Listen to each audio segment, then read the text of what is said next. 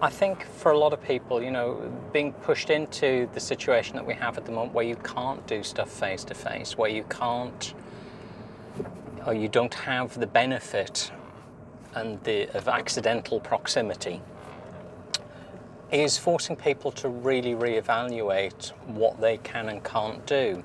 And I just want to tell you about a couple of conversations that I've had in recent days with different people who are struggling for income. That the normal source of income that they've got has either dried up completely or has dried up partially, and they're looking, a few months into the future and realizing that they're not going to be able to survive. And part of my professional background, but also just the way my brain is wired, and the reason I'm good at what I do, is because I ask good questions. I ask questions that help people uncover what it is they really need.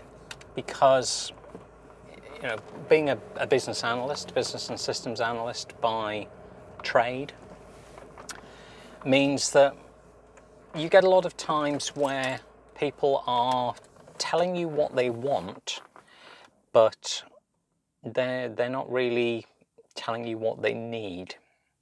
And it's always been my role to help uncover what people actually need and what will benefit them the most, what will actually give them the outcome that they're looking for. And I've discovered as I've gone through different areas of interest that skill translates really, really well. So the two examples that I've had is, one was a dance couple, and they've been teaching dance, and that's been their primary form of income. And those of you who are dance organisers or who know dance organisers will know it doesn't generate a huge amount of money generally. That has just stopped. And for dance, partner dance, physical distancing, I don't like the phrase social distancing, but physical distancing is, you can't partner dance and be physically distant. It just doesn't work. So during the course of that conversation and asking some of the questions that I use to help people uncover hidden revenue streams, one of the suggestions that came up was for her to create, to sew, to be a dressmaker and create bespoke costumes for children, particularly dance related, so perhaps ballet costumes.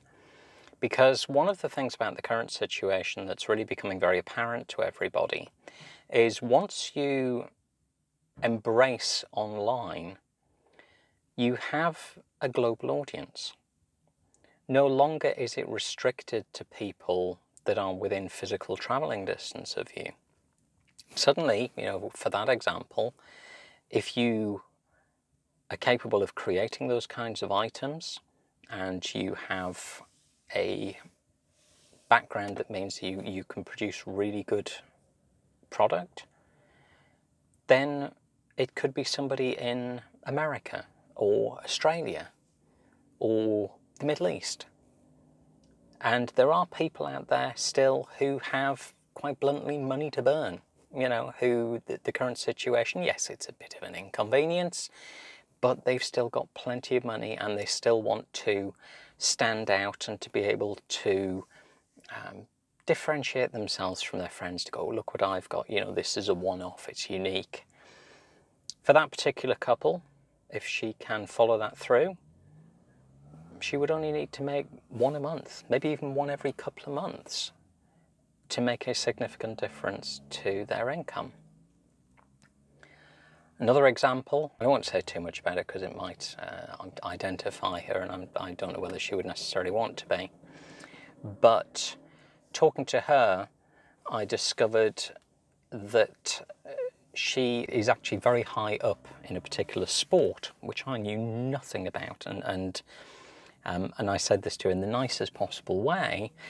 She does not fit the stereotypical mould of, a national level sportswoman. But the story that she has, as I listened to her, I think she has the makings of an absolutely fantastic motivational speaker.